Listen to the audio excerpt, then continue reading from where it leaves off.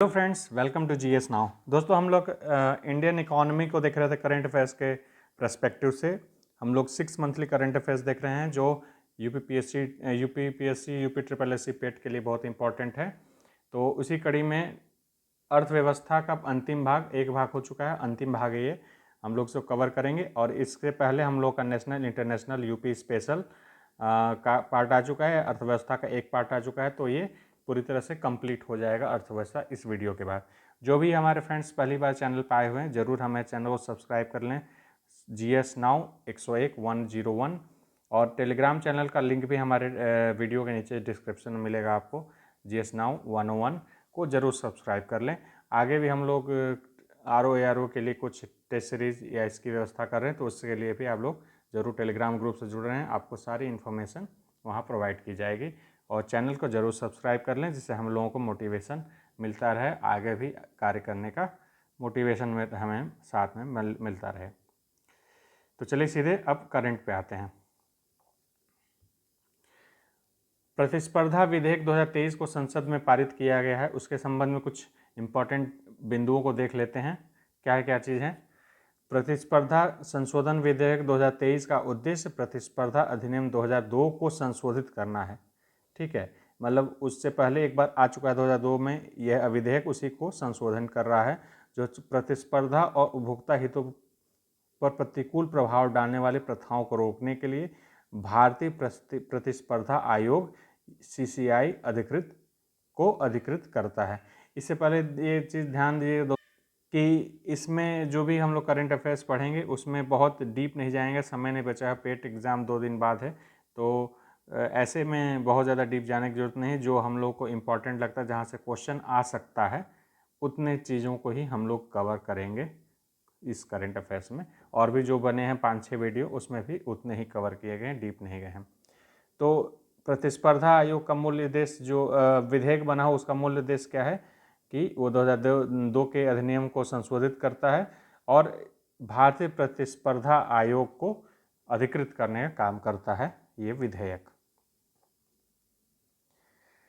एराविकुलम राष्ट्रीय उद्यान को पहला फर्नारियम मिला हुआ है। क्या है ये, देख लेते हैं इसको। एराविकुलम राष्ट्रीय उद्यान, जो कि नीलगिरी तहर का घर है। नीलगिरी तहर कहाँ पाया जाता है? नीलगिरी की पहाड़ियों में मिलता है, वहाँ पे पहला फर्नेरियम हाल में मिला है, जो हिल स्टेशन पर अपनी तरह का पहला है। फर्नारियम फर्न का एक संग्रह है, जिसे पार्क के अंदर लगाया गया है।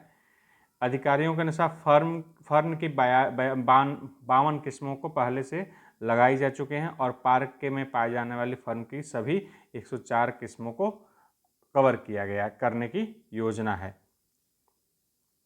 फर्न क्या होते हैं, इसके बारे में ज़रा देख लेते हैं, यहाँ से प्रश्न बन सकता है। स्वस्थ वनों के पारिस्थितिकी संकेतक होते हैं ये वे पौधे जो एपीफाइटिक परिवार का हिस्सा होते हैं, जो अन्य पौधे के ऊपर उगते हैं, उनको फर्न कहा जाता है। ये क्या करते हैं? पेड़ों से लिंचिंग के जरिए, यानी चपकते रहते हैं, उसके ऊपर चिपके रहते हैं, उसके ऊपर उगे रहते हैं, पोषण तत्व और पानी प्राप्त करते हैं। पार्क के अंदर पेड़ों पर बड़ी संख्या में फर्न पाए जा सकते हैं, जो एक स्वस्थ जंगल के संकेत हैं। एराविकुलम राष्ट्रीय उद्यान भारत के केरल में इडुक्की और एर्नाकुलम जिलों में स्थित एक राष्ट्रीय उद्यान है। बस इतनी ही जानने की जरूरत है, बहुत ज़्यादा डीप नहीं जाएंगे। अमेरिकी वित्तीय सूची की 100 प्रभावशाली महिलाओं में 5 भारत वंशी शामिल हुए हैं। अमेरिका की वित्तीय सूची 100 की आई है, उसमें 5 भारतवंशी कौन कौन हैं? तो JB मॉर्गन ग्रुप की अनु आयंगर हैं, एरियल इन्वेस्टमेंट्स की रूपल जे भंसाली हैं, गोल्डमैन सैक्स ग्रुप की मीना लकड़वाला हैं, फ्रैंकलिन टेम्पटन की सोनाई देसाई हैं और बोफा सिक्योरिटीज़ की सविता सुब्रमण्यम हैं। ये 5 लोग हैं जो वित्तीय महिला के रूप में टॉप 100 में शामिल हैं। भारत ने विदेश व्यापार नीति 2023-24 को जारी किया है। उसके बारे में जो महत्वपूर्ण बिंदु हैं उनको देख लेते हैं। अपनी नई विदेश नीति में फॉरेन ट्रेड पॉलिसी की घोषणा की। इसमें 1 अप्रैल 2023 से शुरू की गई पिछली नीति की जगह, जो 2015 में इससे पहले शुरू की गई थी, उसकी जगह लेगा 1 अप्रैल 2023 से।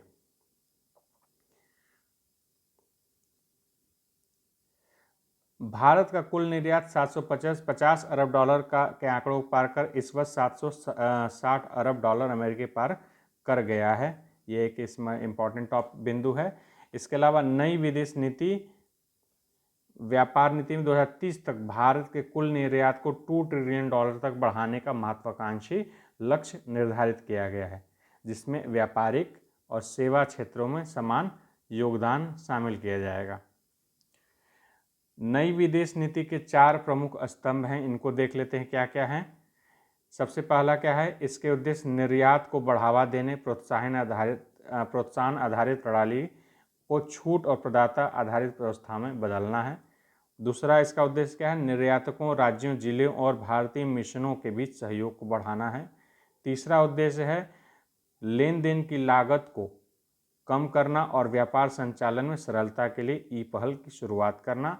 और चौथा और अंतिम क्या है इसका उद्देश्य, देश के सभी हिस्सों में से निर्यात को बढ़ावा देने के लिए अतिरिक्त निर्यात हब विकसित करना है। तो ये 4 उद्देश्य हैं विदेश व्यापार नीति 2023-24 के। भारत को पीछे छोड़ यूके दुनिया का 6ठा सबसे बड़ा शेयर बाजार बन चुका है। ठीक है, यूनाइटेड किंगडम या कि यूके भारत का 6ठा सबसे बड़ा शेयर बाजार बन गया है। एक प्रश्न यहाँ से भी आता है, जनरली मैं बता देता हूँ इसी में छोटा शॉर्ट में। यूके और ब्रिटेन में लोग अंतर नहीं कर पाते हैं, तो इसको ध्यान रखने के लिए आप लोग एक मेमोरी ट्रिक है, EWS इंग्लैंड, वेल्स और स्कॉटलैंड मिला देंगे तो आपका ग्रेट ब्रिटेन हो जाएगा। यूनाइटेड किंगडम और ये ग्रेट ब्रिटेन हो जाएगा। ठीक है, तो ये EWS का आरक्षण मिलता है, इससे आप लोग ध्यान से रख सकते हैं कि ग्रेट ब्रिटेन ये हो जाएगा। और इसमें हम लोग अगर नॉर्दर्न आयरलैंड को डाल देंगे तो ये यूके हो जाएगा। तो 4 पार्ट आ जाएगा मिलके यूके, और EWS से हो जाएगा आपका ग्रेट ब्रिटेन। EWS यानी इंग्लैंड, वेल्स और स्कॉटलैंड। ठीक है, ये एक शॉर्ट जीके है, मैं आप लोगों के लिए ट्रिक एक बता दिया। इसके आगे देख लेते हैं, तो ये 6ठा सबसे बड़ा शेयर बाजार कैसे बन गया है। 3.11 ट्रिलियन डॉलर के बाजार पूंजीकरण के साथ दुनिया का 6ठा बाजार बना है, भारत को पीछे छोड़ दिया है। वर्ष 2022 में भारत फ्रांस को पीछे छोड़कर विश्व का 6ठा सबसे बड़ा शेयर बाजार बना था। अब इस प्रकार जो शीर्ष शेयर बाजार वाले देश हैं उनकी सूची थोड़ी अपडेट हो गई। क्या क्या हो गई है, United state of America, China और जापान नंबर 1, 2 और 3 पर हैं।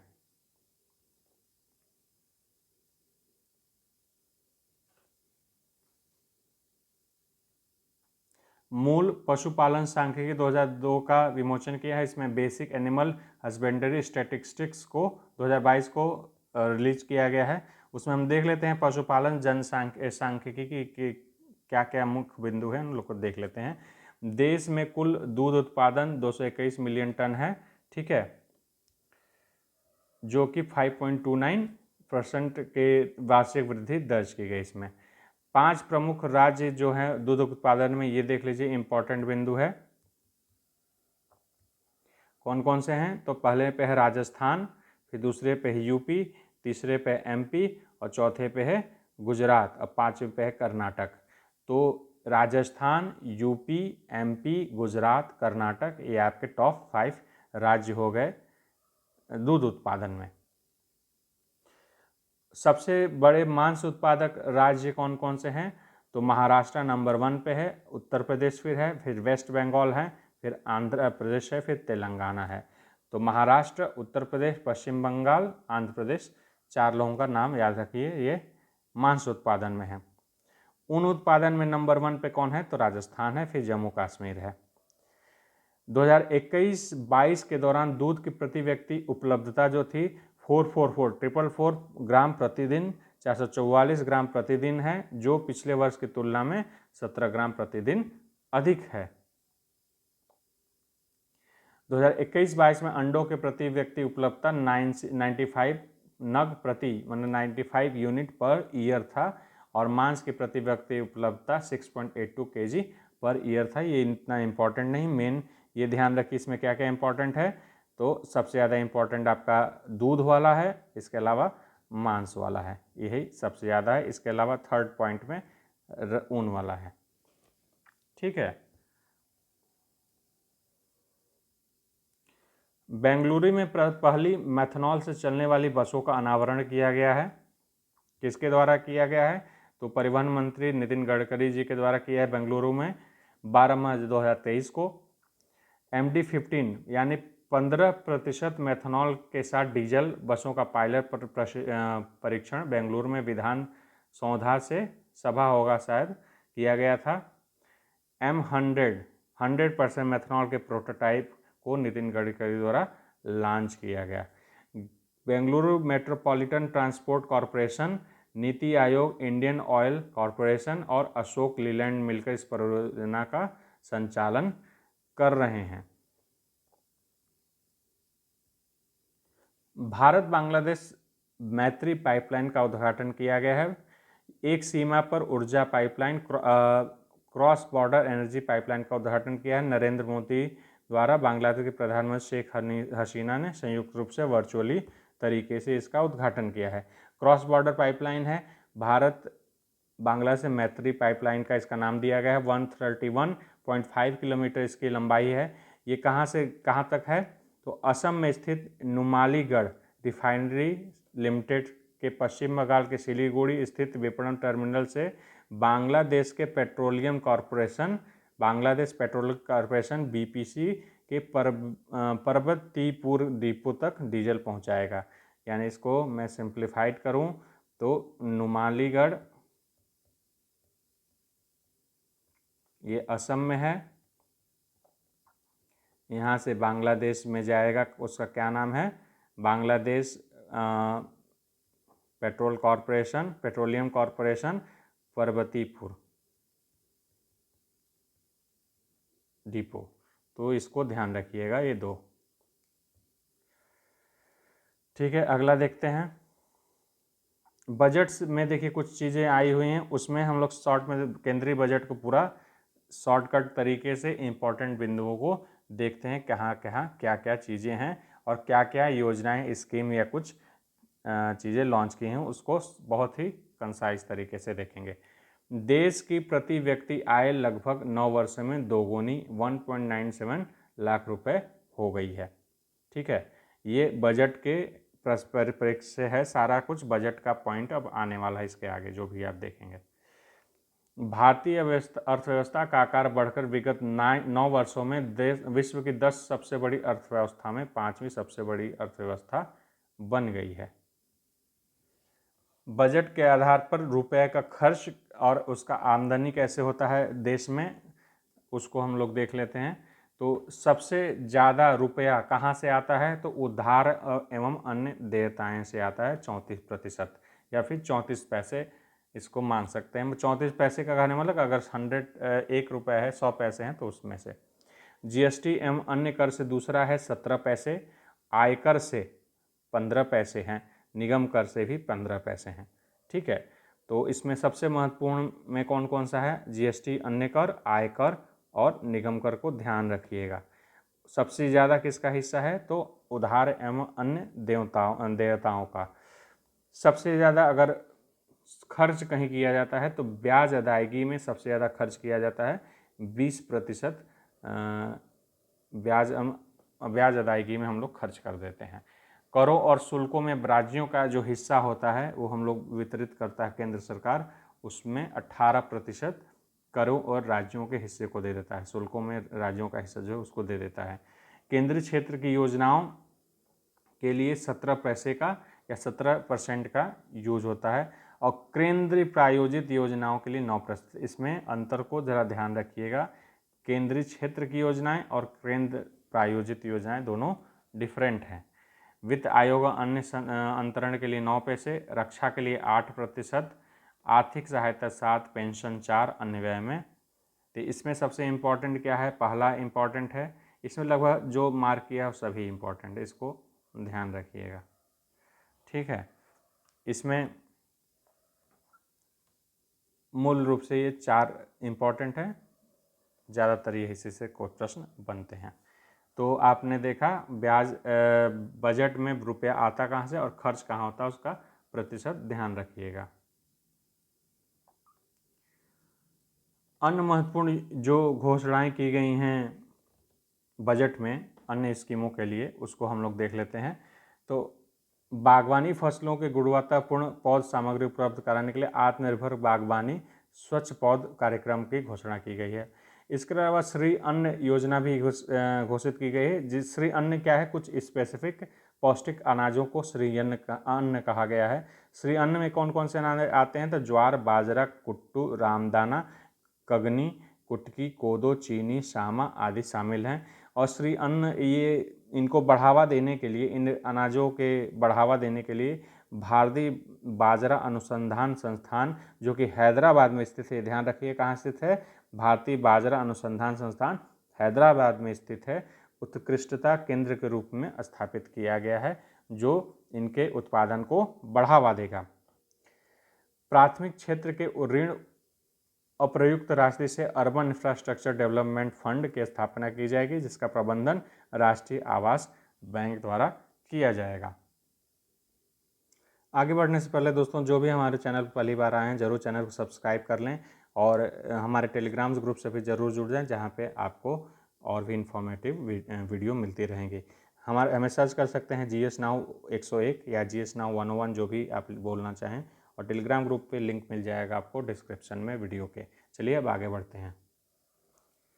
चक्री अर्थव्यवस्था को बढ़ावा, सर्कुलर इकोनॉमी को बढ़ावा देने के उद्देश्य से Govardhan galvanizing organic bio agro resources धन नामक योजना को 10,000 करोड़ रुपए कुल निवेश के साथ 500 नए अपशिष्ट से आमदनी वेस्ट टू वेल्थ संयंत्र स्थापित किए जाएंगे। गोवर्धन का ये फुल फॉर्म है गैल्वांजिनिंग ऑर्गेनिक बायो एग्रो रिसोर्सेज धन। इसमें गोबर का ये हो गया और धन को अलग कर दिया गया है, यह धन। प्रधानमंत्री कौशल विकास योजना का 4th वर्जन 4.0 अगले 3 वर्षों में लाखों युवाओं को कौशल संपन्न बनाने के लिहाज से शुरू किया गया है। इसमें उद्योग जगत 4.10 से संबंधित नई पीढ़ी के artificial IoT, 3D printing, drone और सॉफ्ट स्किल जैसे पाठ्यक्रम शामिल किए जाएंगे। IoT क्या होता है, इंटरनेट ऑफ थिंग्स, ठीक है। इसके अलावा अगला महत्वपूर्ण जो बजट से संबंधित योजना है, पृथ्वी माता के पुनरुत्थान, इससे प्रति जागरूकता, पोषण सुधार हेतु प्रधानमंत्री कार्यक्रम PM प्रणाम, इसका पूरा फुल फॉर्म क्या है देख लेते हैं। PM programme for restoration awareness nourishment and amelioration of Mother Earth. राज्यों और संघ राज्यों को रासायनिक उर्वरकों के संतुलित प्रयोग तथा इनके स्थान पर वैकल्पिक उर्वरकों के प्रयोग को बढ़ावा देने के लिए प्रोत्साहित करने हेतु तो इस पहल को शुरू किया गया है, PM प्रणाम। अब स्कीम देख लेते हैं क्या क्या लॉन्च की गई हैं। तो मिष्टी योजना क्या है, मिष्टी योजना समुद्री आवास और परियोजना के लिए मैंग्रोव योजना के तहत भारत के समुद्र तटीय सॉल्ट पैन भूमि पर मैंग्रोव की सुविधा प्रदान करना है। यह कार्यक्रम मनरेगा, कैंपा फंड, अन्य स्रोतों के बीच तालमेल के माध्यम से संचालित की जाएगी। तो मिष्टी से कंफ्यूज ना हो, मिष्टी योजना किसके लिए है, मैंग्रोव से संबंधित है। मैंग्रोव आपके समुद्र और नदियों के मिलन स्थलों पे मिलते हैं, तो उससे संबंधित है। PM विश्वकर्मा कौशल सम्मान योजना, पहली बार विश्वकर्मा के लिए बजट के सहायता पैकेज की संकल्पना बनाई गई है। इस नई योजना के तहत वे अपने उत्पादों की गुणवत्ता पैमाने और पहुंच में सुधार लाने, उन्हें एमएसएमई वैल्यू चेन के साथ एकीकृत करने में सक्षम बनाएगी।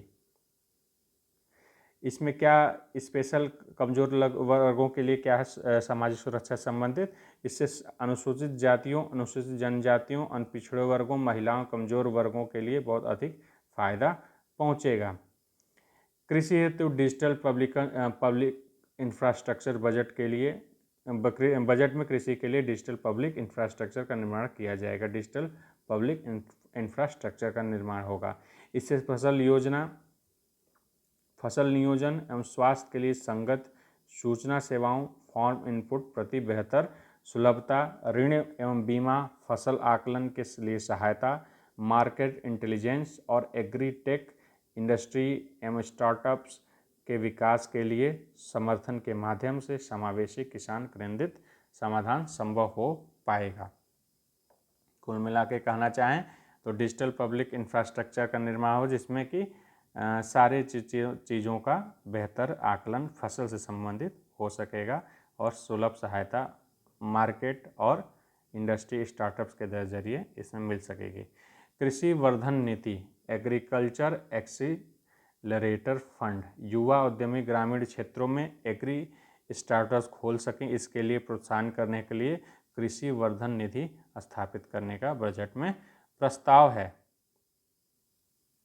इसके अलावा देखिए मिलेट के लिए वैश्विक केंद्र श्री अन्न, मिलेट प्रोग्राम जो है मोटे अनाज, ये काफ़ी हाल में चर्चा में रहे हैं। G20 में भी इसको मिलेट को आगे एक्सेप्ट करने के लिए चर्चा की गई है। G20 से संबंधित न्यूज़ में देखेंगे उसमें मिलेट को काफ़ी इम्पोर्टेंस दी गई है। भारत दुनिया में श्री अन्न, ये मोटे अनाज मिलेट के लिए बात हो रही है, श्री अन्न कहा गया है जिसका नाम दिया है, कि सबसे बड़े उत्पादक और दूसरे सबसे बड़े निर्यातक के रूप में स्थापित है। भारत में कई प्रकार के श्री अन्न उगाए जाते हैं, जैसा मैंने पिछले अभी थोड़ी देर पहले सारा नाम बताया, वही अनाजों के नाम हैं।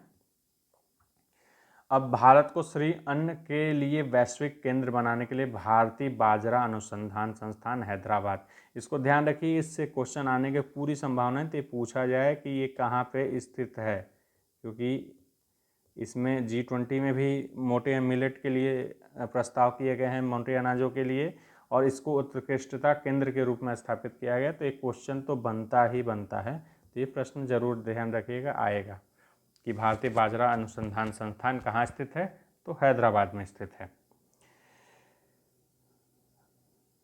ठीक है। सिकल सेल एनीमिया उन्मूलन मिशन, ये बजट की ही बात हो रही है अभी भी। वर्ष 2047 तक सिकल सेल एनीमिया का उन्मूलन करने के लिए एक मिशन की शुरुआत की जाएगी। इससे प्रभावित जनजातीय क्षेत्रों में जागरूकता सृजन, 0 से 40 वर्ष के आयु के 7 करोड़ से लोगों को यूनिवर्सल स्क्रीनिंग और केंद्रीय मंत्रालयों तथा राज्य सरकारों के सहयोगपरक प्रयासों के माध्यम से काउंसलिंग का कार्य किया जाएगा। कैसा एनीमिया? सिकल सेल एनीमिया, ध्यान रखिएगा। बच्चों और किशोरों के लिए राष्ट्रीय डिजिटल पुस्तकालय, बच्चों और किशोरों के लिए राष्ट्रीय अलग अलग इलाकों, भाषाओं, विषयों, स्तरों और गुणवत्तापूर्ण पुस्तकें विभिन्न उपकरणों के माध्यम से उपलब्ध कराने के लिए एक राष्ट्रीय डिजिटल पुस्तकालय का स्थापना करने का प्रावधान या विचार आपका बजट में है। इसके अलावा राज्यों को के लिए पंचायत और वार्ड स्तरों पर प्रत्यक्ष पुस्तकालय स्थापित करना, राष्ट्रीय डिजिटल पुस्तकालय संसाधनों तक पहुंच बनाने के लिए इंफ्रास्ट्रक्चर उपलब्ध कराने के लिए प्रोत्साहित किया जाएगा।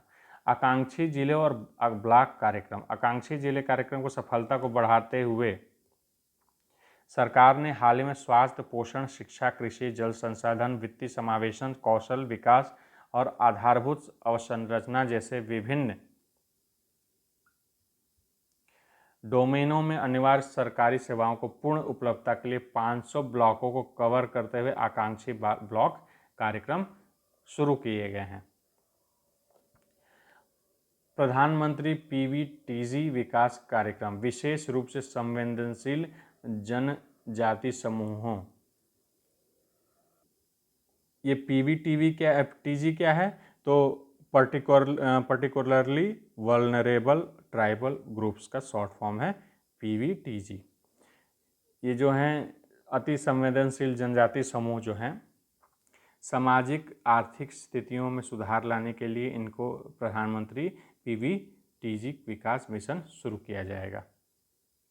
इसमें क्या क्या चीज़ें होंगी, वही बेसिक जो चीज़ें होती हैं, पर्यावासों को सुरक्षित रखना, आवास, स्वस्थ पेयजल, स्वच्छता, शिक्षा, स्वास्थ्य, पोषण, सड़क, दूरसंचार, संपर्क, ये सारी चीज़ों को, अवसरों को उपलब्ध कराने की बात कही गई है। इसके लिए अगले 3 वर्षों में 15,000 करोड़ रुपए के उपलब्ध कराए जाने की विचार रखा गया है, बजट में प्रोग्राम किया गया है। पीएम प्रणाम क्या है, भी मैंने बताया था, पृथ्वी के पुनरुद्धार, इसके प्रति जागरूकता, पोषण और सुधार के लिए प्रधानमंत्री का कार्यक्रम है। राज्यों और संघ राज्यों क्षेत्रों में रासायनिक उर्वरकों का संतुलित प्रयोग करेंगे, लिमिटेड प्रयोग करेंगे, उसके लिए ये प्रोत्साहन दिया जाएगा और वैकल्पिक उर्वरकों को बढ़ावा दिया जाएगा। वही है पीएम प्रणाम। अमृत धरोहर क्या है, आर्द्र भूमि जैव विविधता को धारण करने वाला अति महत्वपूर्ण पारिस्थितिकी तंत्र है, अतः ये आर्द्र भूमि के लिए ध्यान रखिएगा। पिछला वाला जो हम लोग बात कर रहे थे मिष्टी था, उसमें मैंग्रोव्स के लिए था, ये अमृत धरोहर जो है आर्द्र भूमियों के लिए है।